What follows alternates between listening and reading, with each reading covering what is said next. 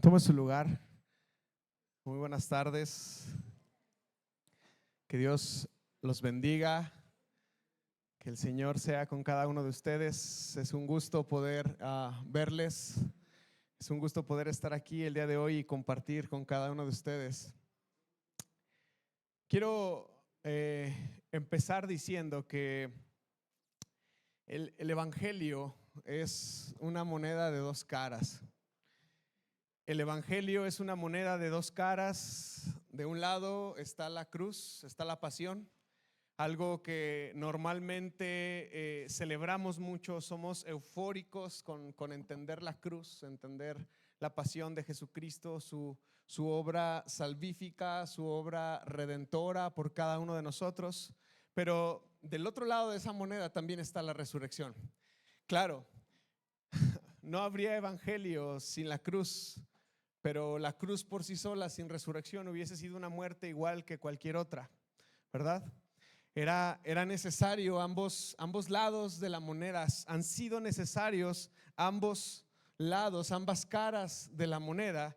Y es importante entenderlo porque como cristianos conscientes recibimos el sacrificio de Cristo Jesús sobre nuestra vida.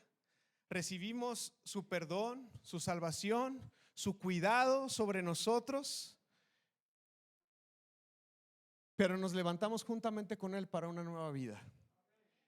Y dejamos atrás nuestra antigua manera de vivir. Dejamos atrás nuestra vana manera de vivir para empezar una nueva vida según Dios para cada uno de nosotros. Y eso es sumamente importante porque así como es importante la cruz, el perdón de nuestros pecados, también es importante entender que somos convocados a vivir una nueva vida. Por ello, la resurrección de Cristo es el milagro de milagros por excelencia, ¿sí? Podríamos ser sanados de alguna enfermedad, podríamos ser salvados de alguna situación, podríamos ser rescatados de una situación difícil, pero la resurrección de Jesucristo es el milagro de milagros por excelencia. Aún podrían faltar todos los demás factores en la vida, pero por el hecho de que Cristo Jesús resucitó, eso genera esperanza a nuestra vida. Y sabes que todas las religiones del mundo, todos los pensamientos filosóficos están basadas totalmente en eso, en ideas filosóficas. La tumba de Confucio está ocupada, la tumba de Buda está ocupada, la tumba de Mahoma está ocupada, pero la tumba de Jesucristo está vacía. Está vacía. Él se levantó de entre los muertos y resucitó para gloria de Dios Padre, para poder darnos una esperanza y una nueva vida. Primera de Corintios, capítulo 15, versículo 20 dice lo siguiente. Dice: lo cierto es que Cristo sí resucitó de los muertos. Él es primer fruto ¿de qué?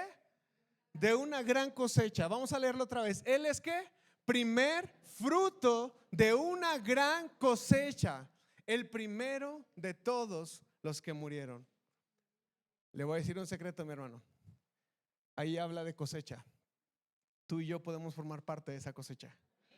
Tú y yo podemos formar parte de esa cosecha. Dice el apóstol Pablo: lo que es cierto es que Cristo sí resucitó de los muertos, pero el que Él haya resucitado implica varias cosas, y es que Él es el primer fruto de una gran cosecha, el primero de todos los que murieron.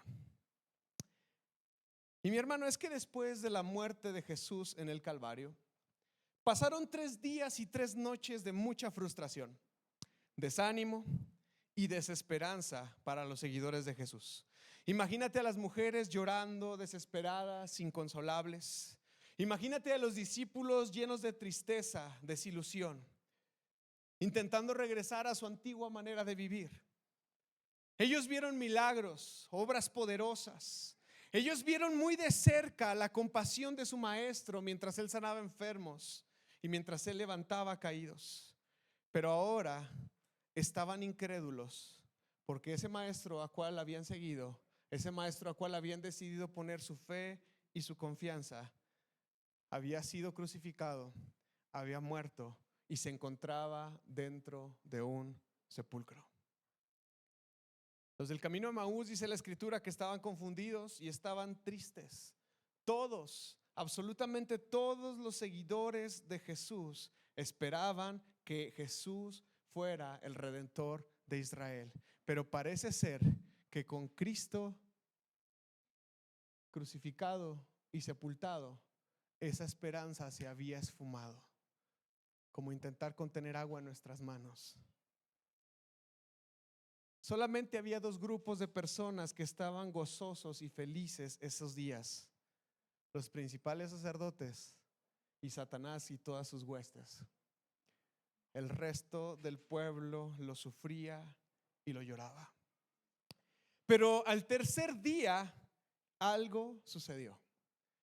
Cuando llegó el tercer día, la escritura nos cuenta que la piedra del sepulcro se removió, el cuerpo se levantó, el cuerpo del Señor Jesucristo se levantó. ¿Por qué? Porque Jesús es vencedor de la muerte. Y cuando llegaron las mujeres a ungir el cuerpo de Jesús en el día en el que se celebraba la fiesta de las primicias, adivine qué, el cuerpo de Jesús ya no estaba ahí. El cuerpo de Jesús ya no estaba ahí. ¿Por qué? Porque la resurrección es un evento de gozo con un significado muy importante y muy profundo para cada uno de nosotros. Con la resurrección de Jesucristo se demostró que Él era lo que Él había dicho que era. ¿Qué tantas cosas dijo Jesús acerca de sí mismo? Que Él era el Salvador del mundo, que Él era el Redentor, que Él era el Hijo de Dios y que también Él era Señor de toda la creación. Los líderes religiosos no pudieron con esa afirmación. Desgarraban sus vestidos, se sentían indignados por las afirmaciones del Señor Jesucristo. Así que ellos respondieron a esas afirmaciones enviando a Cristo a una cruz, matándolo, intentando terminar con su vida. Pero el Padre les respondió resucitándolo. Ellos lo mataron, ellos quisieron matarlo, pero el Señor Jesucristo les contestó resucitándolo. La resurrección de Jesucristo constituye la garantía de que nuestros pecados han sido perdonados. Y sabe que, mi hermano, nada tiene que ver con usted ni conmigo. Todo tiene que ver con que el Señor Jesús ha resucitado. Y vamos a leer 1 Corintios capítulo 15. Vamos a leer de los versículos 16 al 20, porque hay algo muy emocionante aquí que quiero compartirte el día de hoy. 1 Corintios capítulo 15, de los versículos 16 al 20, dice así la escritura: y si no hay resurrección de los muertos, entonces Cristo no ha resucitado. Y si Cristo no ha resucitado, entonces la fe de ustedes y la mía también, no piense que nada más la de suya, es inútil. Y todavía seríamos culpables de nuestros pecados. En ese caso, todos los que murieron, han muerto y morirán creyendo en Cristo Jesús estarían perdidos. Y si nuestra esperanza en Cristo es solo para esta vida, somos los más dignos de lástima de todo el mundo. Lo cierto es que Cristo sí resucitó de los muertos. Leíamos este texto ahorita. Él es el primer fruto de una gran cosecha, el primero de todos los que murieron. Él es el primero de todos los que habían muerto antes de Él. Y si Cristo no viene antes, moriremos después de Él. Él es el primero. Pero lo cierto es que Cristo sí resucitó. Lo cierto es que Cristo sí resucitó. Lo cierto es que Él se levantó de esa tumba, se levantó de entre los muertos. Y dice el mismo apóstol Pablo, tomó cautiva la cautividad y fue al delante del Padre y dio dones a los hombres. Jesús se presentó resucitado en el primer día de la semana. ¿Cuándo? Cuando la fiesta de las primicias se celebraba. ¿Se acuerda que hace 3 domingos empezamos a hablar de las fiestas del Señor? Hoy vamos a hablar de la tercera fiesta, que es la fiesta de las primicias. Y como aprendimos hasta el día de hoy, Jesús cumplió al pie de la letra la primera fiesta. ¿Cuál era? Pascua, Jesús fue nuestro Cordero Pascual. Él fue sacrificado el día 14 del mes de Aviv, cuando tenía que ser sacrificada la Pascua, a las 3 de la tarde. Entre las 2 tardes el Señor Jesús fue nuestro Cordero Pascual. Él también es nuestro pan sin levadura. Cuando se preparaba el pan sin levadura, se horneaba el día 14, se preparaba el día 14, se sacaba fuera de la casa, del campamento, se enterraba y después se desenterraba y se comía la parte era como un matzá, era como unas galletas saladas, eran en 3 secciones, se tomaba la parte del centro y es la que se comía.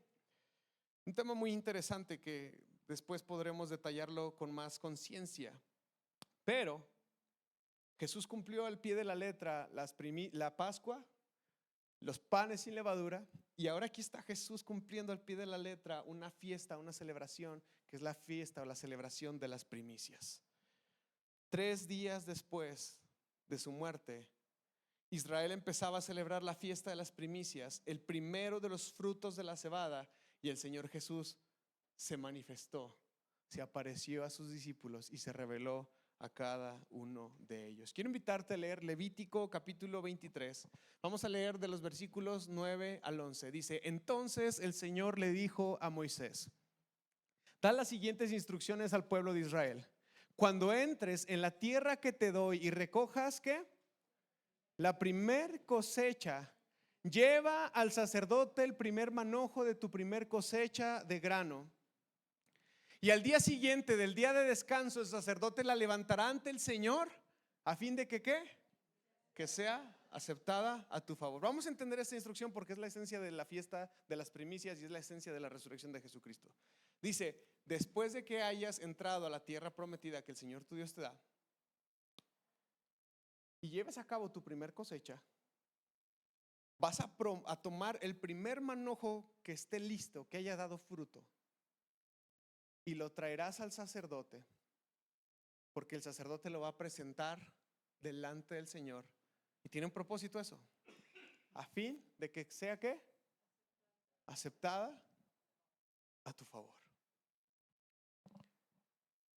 ¿Cómo es esta tercera fiesta? Bueno, lo primero que tenemos que recordar o considerar es que en aquel entonces, en el Medio Oriente, o eras ganadero o eras agricultor. Era muy difícil que hubiesen más oficios, y más ellos que vagaban por el desierto y que estaban entrando a la tierra prometida. Cada familia tenía que llevar lo mejor de su cosecha, sí, lo mejor, pero sobre todo lo primero que floreaba.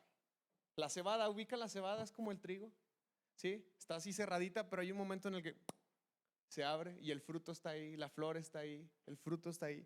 Y cuando esa cebada emanaba el fruto, revelaba el fruto, tú tomabas de ahí un manojo, lo cortabas, solamente esa porción, solamente esa cantidad, y la llevabas al sacerdote.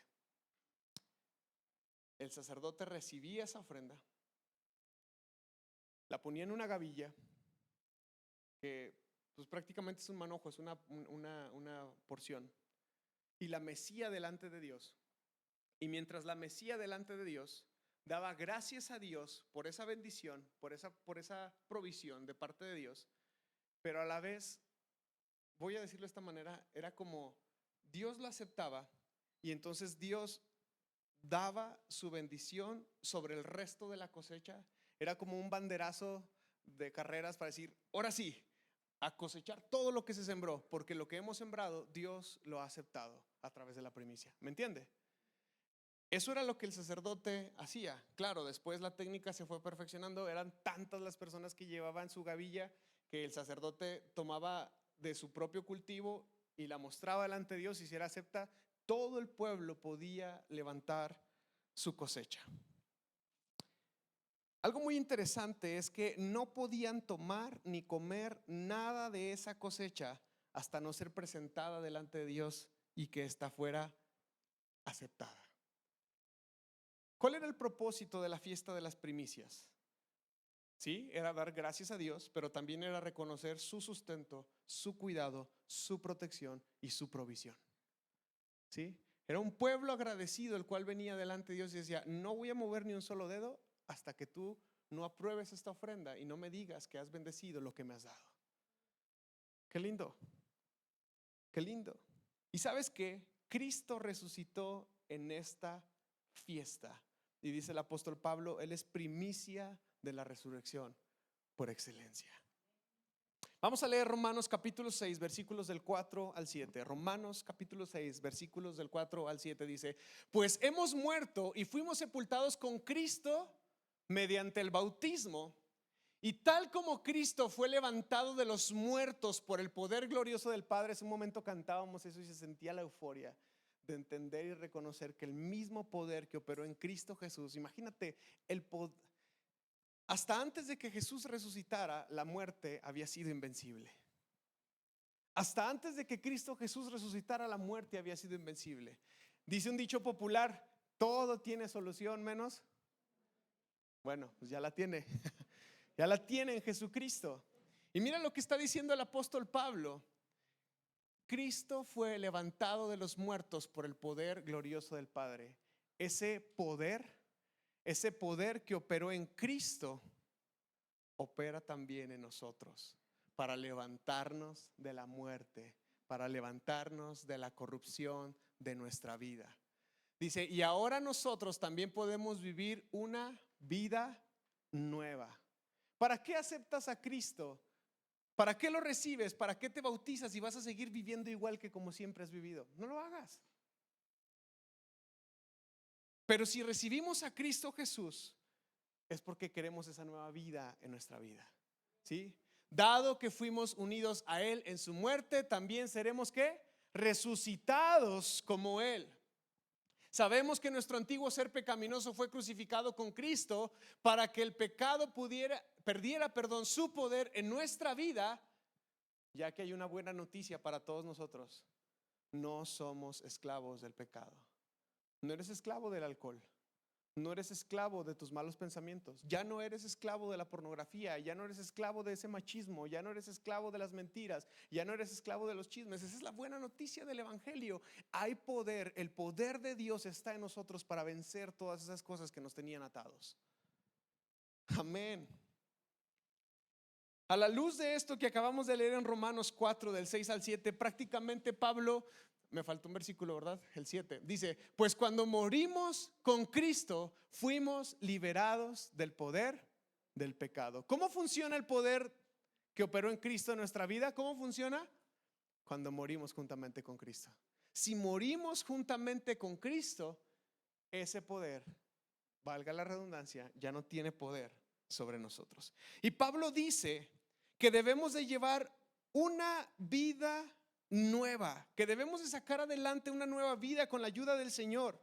Cristo ha sido levantado entre los muertos y al nacer de nuevo, nosotros estamos muriendo a nuestra vieja naturaleza. ¿Me está escuchando?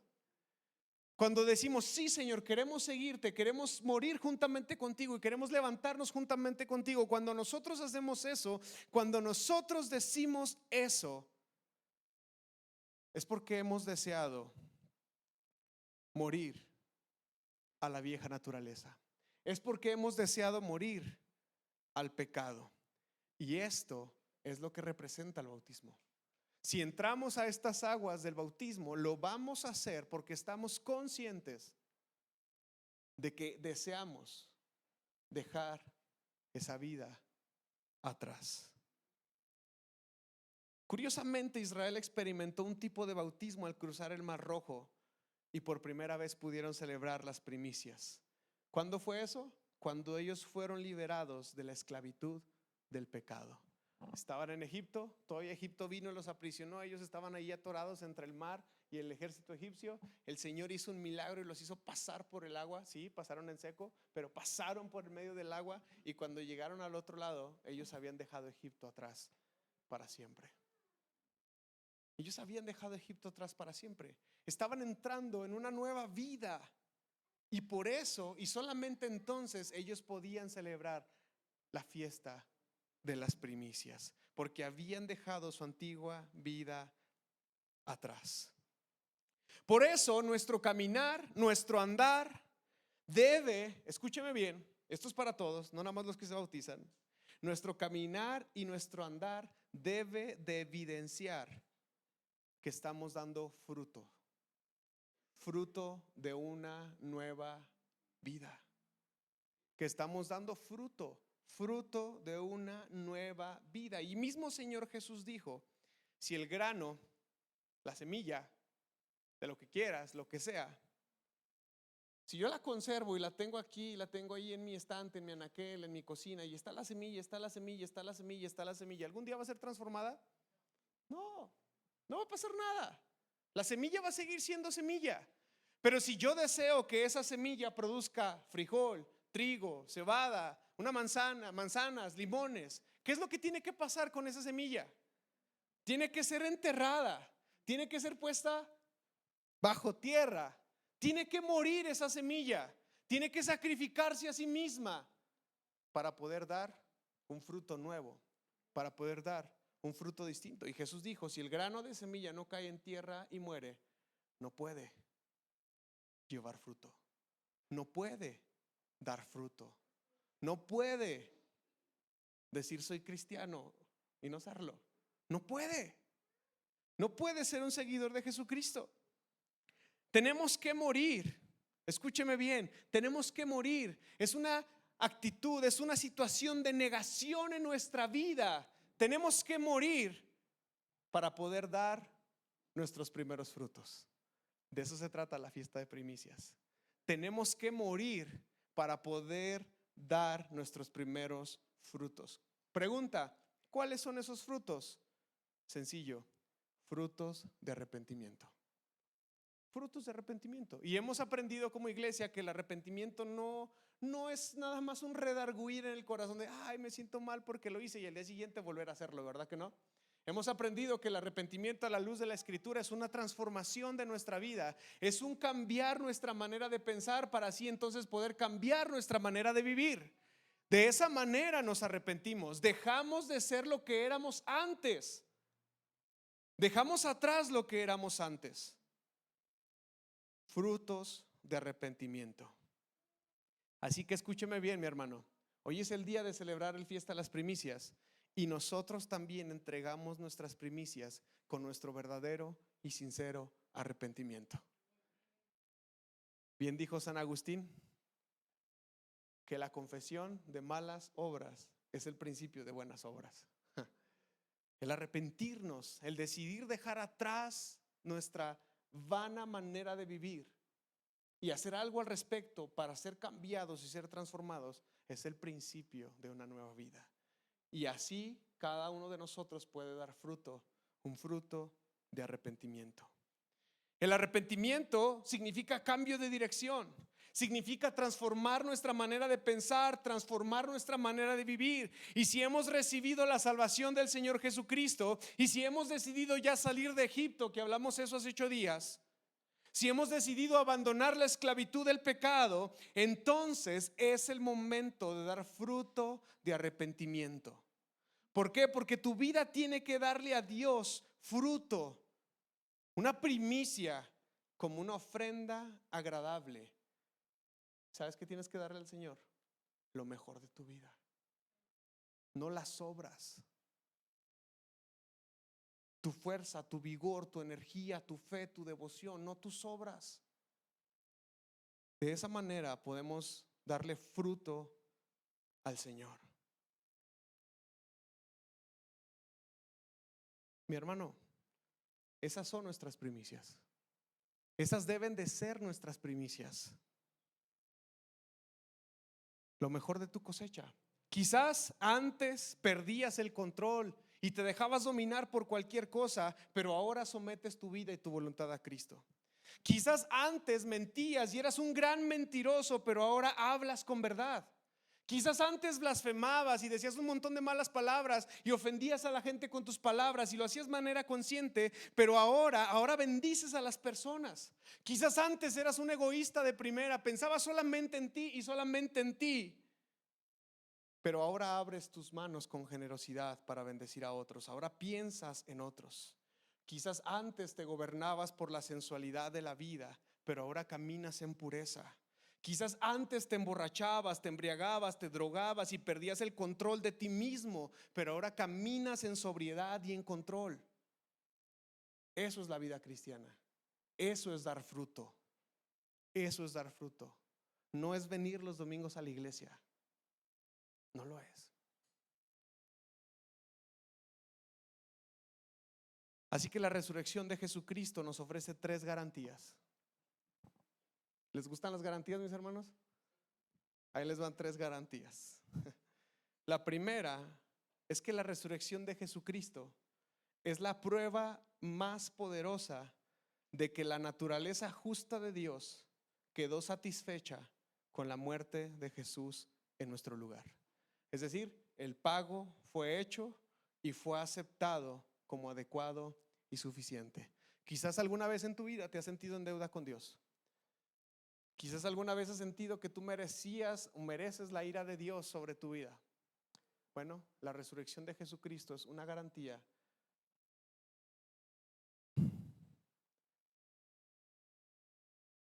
de que nuestros pecados han sido perdonados. Y eso nada tiene que ver con nosotros. Todo tiene que ver con Jesucristo. ¿Cómo estamos seguros de que nuestros pecados han sido perdonados? ¿Cómo? ¿Cómo estamos seguros de que nuestros pecados han sido perdonados? La respuesta es bien sencilla: porque Cristo Jesús resucitó. Amén. Amén, porque Cristo Jesús resucitó. Mira lo que dice Romanos 4:25. Romanos capítulo 4 versículo 25 dice: Él fue entregado a la muerte por causa de nuestros pecados y resucitó para hacernos justos a los ojos de Dios. ¿Por qué resucitó Jesús? Para decirle: lero, lero, no me ganaste. No, Jesucristo resucitó ¿para qué? Para hacernos justos a los ojos de Dios. Hermano, qué precioso regalo tenemos, qué certeza, qué garantía, qué seguridad tenemos delante de Dios en Jesucristo de que hemos sido perdonados. La segunda garantía es la certeza que nos ofrece de una futura resurrección. Y esto nos garantiza y nos permite entender y saber que existe una vida venidera, una vida que es muchísimo mejor que esta vida.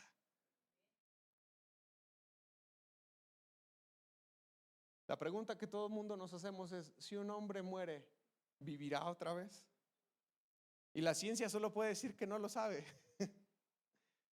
La filosofía solamente puede especular. Pero el creyente puede decir que porque Cristo Jesús vive, nosotros también viviremos. Porque Él resucitó, nosotros también resucitaremos juntamente con Él. Mira lo que dice 1 Tesalonicenses capítulo 4 versículo 14.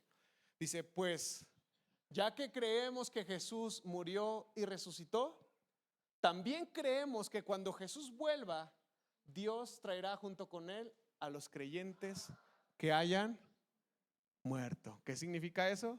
¿Sí? A menos que Cristo venga antes, moriremos, pero seremos levantados una vez juntamente con Cristo.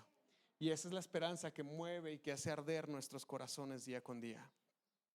La tercera garantía es que tenemos la seguridad de que tenemos un sumo sacerdote. De hecho dije mal: un gran sumo sacerdote en los cielos. Tenemos a Jesucristo nuestro Salvador. Adivina qué: que vivió una vida como la que nosotros vivimos. Un Salvador y un sacerdote que conoce nuestras tristezas, nuestras enfermedades, nuestros dolores, nuestras aflicciones, nuestras debilidades, y que está capacitado para darnos poder y victoria si le rendimos nuestra vida a Él. Tenemos un gran sumo sacerdote delante de Dios que no es indiferente a tu dolor, que no es indiferente a tu sufrimiento, que no es indiferente a tus luchas, que te conoce y que está a la diestra del Padre abogando por cada uno de nosotros. Dice Hebreos capítulo 4 versículos 14 al 16. Dice: por lo tanto, ya que tenemos un gran sumo sacerdote que entró en el cielo, Jesús, el Hijo de Dios, aferrémonos a lo que creemos. Nuestro sumo sacerdote comprende nuestras debilidades porque enfrentó todas y cada una de las pruebas que enfrentamos nosotros. Sin embargo, Él nunca pecó. Así que acerquémonos con toda confianza al trono de la gracia de nuestro Dios. Ahí recibiremos su misericordia y encontraremos la gracia que nos ayudará cuando más la necesitamos.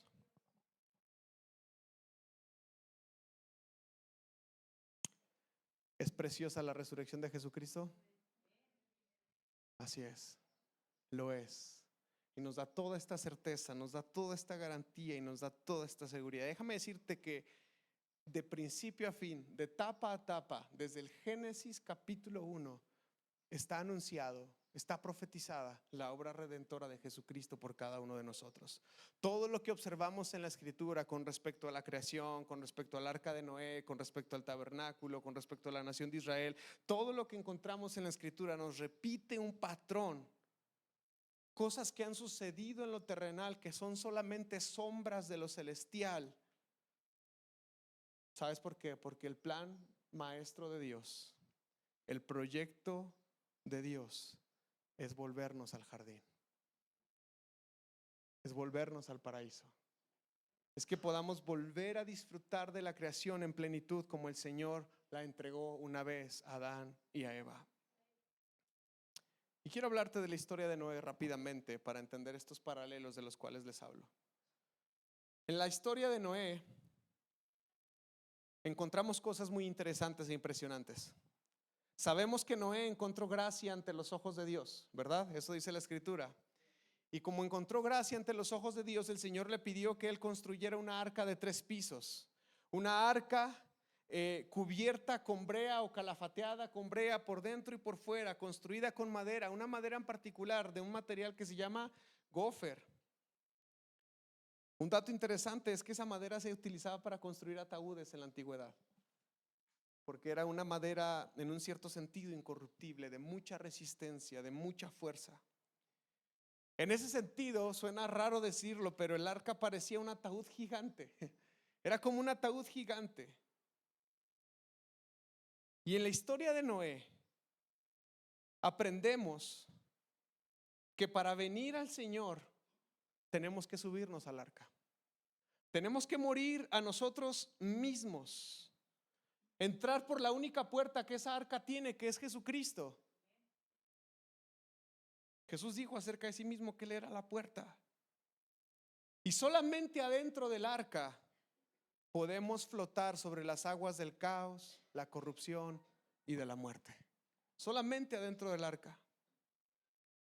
Noé y su familia se escondieron en esta arca y gracias a su obediencia y a que él y su familia entraron en el arca, fueron salvos.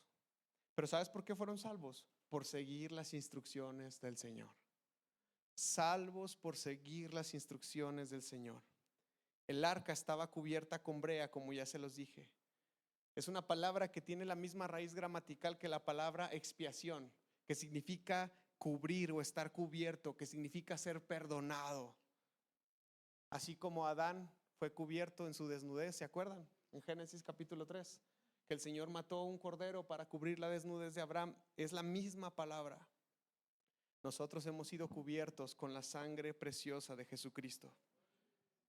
¿Para qué? Para estar salvos de las consecuencias de la vergüenza de nuestro pecado.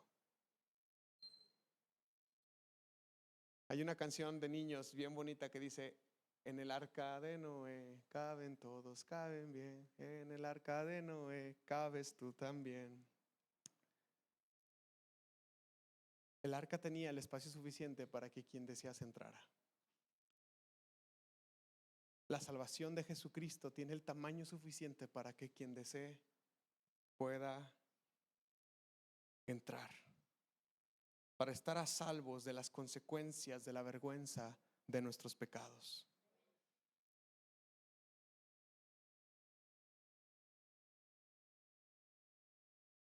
Y de la misma manera que se llevó a cabo el sacrificio de Jesucristo, la invitación sigue en pie para todos y cada uno de nosotros. La invitación es que quien quiera escuchar la voz del Señor y lo quiera seguir, así como la invitación era a subir al arca y ser salvos, de esa misma manera, quien quiera escuchar la voz del Señor y quiera seguirlo, tiene salvación. Hace algunas semanas o meses aprendíamos, hermano Juan Antonio nos compartía que el arca de Noé solamente tenía una ventana disponible. ¿Sabes dónde estaba? Arriba. Lo único que se podía ver en medio de la tempestad y la dificultad era voltear arriba y poner los ojos en el Señor. No solamente se podía mirar hacia el cielo, sino que se podía ver la salvación del Señor a través de ello. Solo Cristo nos trae la revelación que nos muestra el Padre. Él es la ventana que nosotros podemos ver para ser salvos. Empecé este mensaje diciendo que Cristo se mostró resucitado en un día como hoy, en un día de primicias, en la fiesta de las primicias. Y déjame decirte que el calendario hebreo, contradiciendo todo lo que les enseñé hace 15 días, el calendario civil, no religioso, el calendario civil hebreo no empieza en el mes de Aviv o en el mes de Nisan, que sería estas fechas en las que estamos ahorita, sino que empieza alrededor del mes de agosto, en un mes que se llama Tishri. En ese mes el calendario civil empieza. El pueblo hebreo, así ellos venían contando el tiempo, los días, las semanas, las temporadas. ¿Se acuerdan que ellos se regían por la luna, como mencionábamos? Cada luna nueva es un inicio de un nuevo mes y así sucesivamente. Ellos se regían por este calendario, pero un dato curioso que no mencioné hace 15 días es que cuando el Señor les instituye la Pascua, les dice: este mes será el primer mes del año. Antes ustedes empezaban por allá por agosto, por septiembre, por octubre, pero ya no más. Ahora este mes será para ustedes el primer mes del año. Y quiero mencionar esto, ya estoy casi por terminar, mis hermanos, pero quiero mencionar estos detalles que se me hacen sumamente impresionantes por una razón. El Señor decidió que el año iniciara con primavera, en el mes de Aviv, en el séptimo mes. Entre marzo y abril, más o menos, cuando se pone la luna nueva, inicia este mes. ¿Sabes cuándo terminó el diluvio? En el mes séptimo, en el mes de Aviv. Exactamente según las escrituras y el registro que hay, Noé bajó del arca el día 17 del mes de Aviv. Noé pudo pisar tierra. Y este es un detalle muy interesante, porque es el mismo día en el que Jesús ya no estaba en la tumba, sino que se había mostrado y se había revelado como un resucitado. El diluvio fue uno de los primeros anuncios de la resurrección de Jesucristo. Cuando Noé salió del arca, su vida comenzó. Cuando Noé salió del arca, su vida comenzó. Cuando nosotros salimos de las aguas del bautismo, nuestra vida comienza. Nuestra vida comienza. Necesitamos conocer y aceptar al Cristo resucitado, porque Él es el que nos da la oportunidad de comenzar de nuevo. Necesitamos conocer y aceptar al Cristo resucitado, porque Él es el único que nos da la oportunidad de comenzar de nuevo.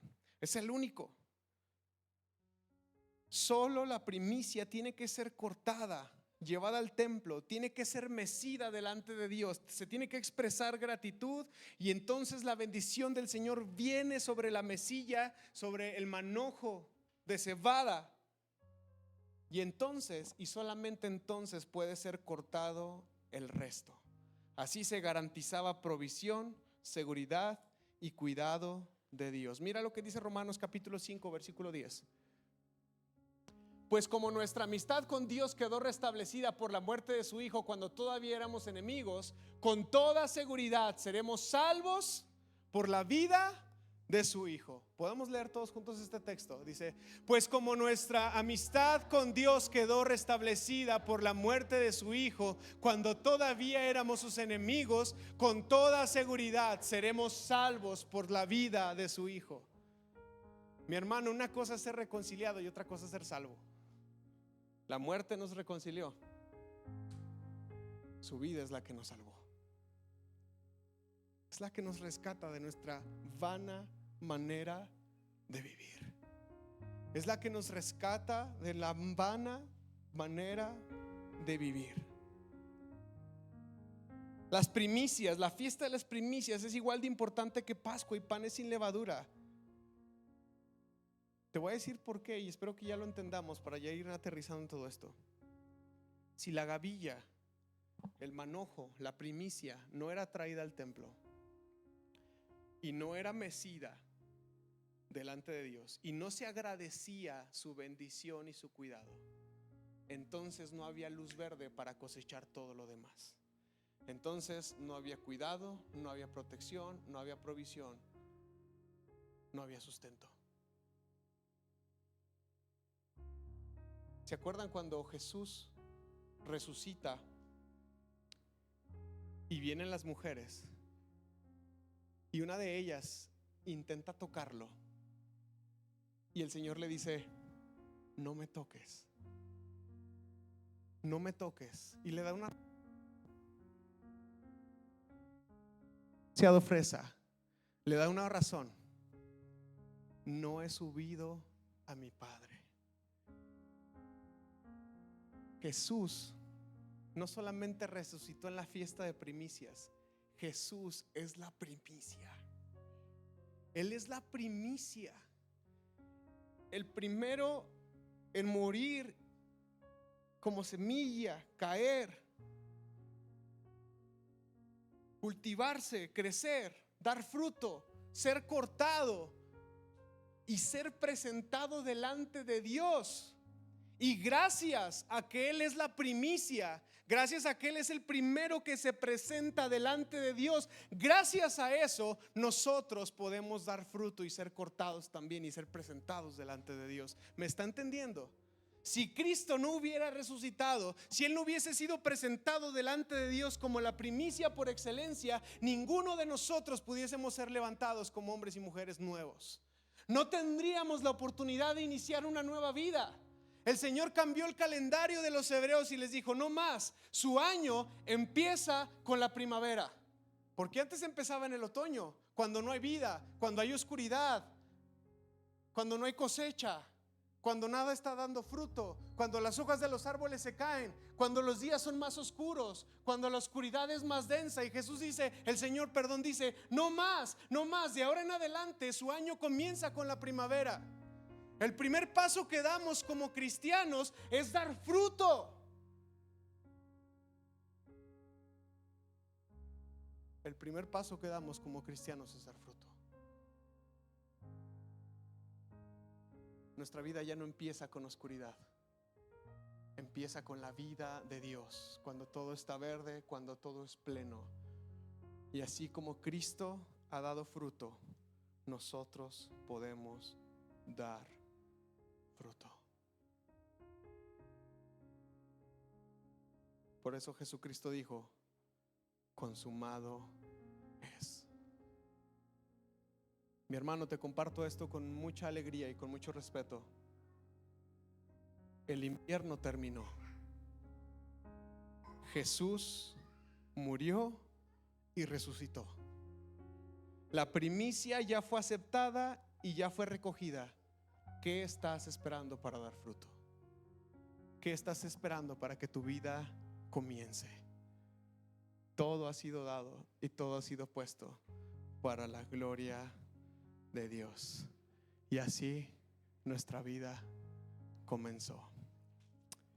Vamos a ponernos de pie, vamos a orar. No sé usted, pero ¿no le dan ganas de alabar a Dios por esto que acabamos de escuchar y bendecir su nombre y decirle: Señor, gracias por esta gran oportunidad de comenzar otra vez? Yo quiero invitarte, si por alguna razón este mensaje llega a tu corazón, si el Señor está hablando a tu corazón, está hablando a tu vida y tú dices, yo necesito experimentar eso en mi vida. Yo quiero recibir no solamente el perdón de Dios, no solamente la justificación, sino la oportunidad de vivir de nuevo. Si tú hoy tu corazón está ardiendo por esa realidad, hoy es un buen día para que tú le entregues tu vida a Cristo una vez más. Hoy es un buen día para que tú le digas al Señor, Señor, yo quiero experimentar esa vida la cual operó en Cristo, yo también la quiero experimentar dentro de mí. Yo te invito a que hagas esta oración con toda la fe del mundo. Habla con Dios y dile, Señor, esto me conmueve. Esto hace que mi corazón arda, esto hace que mi corazón se encienda por seguirte, por obedecerte, por dejar mi antigua manera de vivir. Hoy me vuelvo a ti, hoy entrego mi corazón a ti. Habla con el Señor ahí en tu lugar.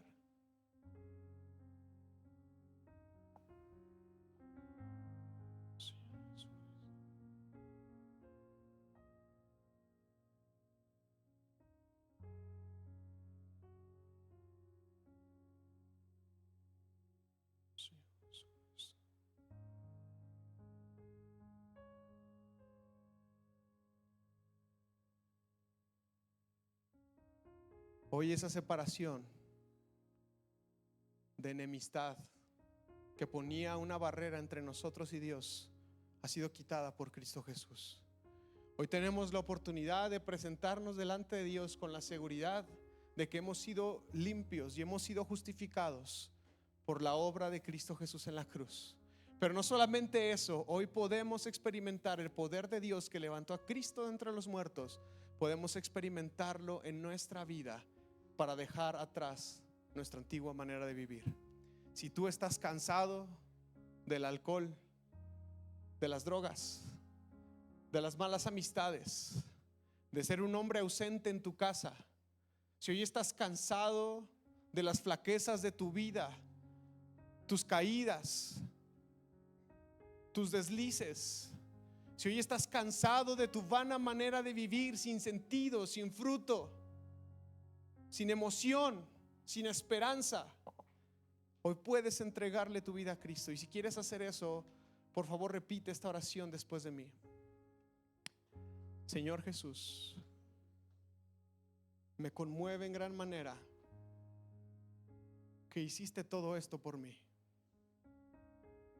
Reconozco que mi manera de vivir es tan vana, es tan vacía y tan hueca, que no hay nada que me llene más que solamente tú. Hoy quiero renunciar a mi antigua manera de vivir. Hoy quiero comenzar una nueva vida en ti, Dios. Te acepto en mi corazón, no solo como mi Salvador, sino también como Señor de mi vida. Tómame y transfórmame hasta poder experimentar esa nueva vida que nos has prometido. En el nombre de Jesús. Amén. Amén. Que Dios los bendiga.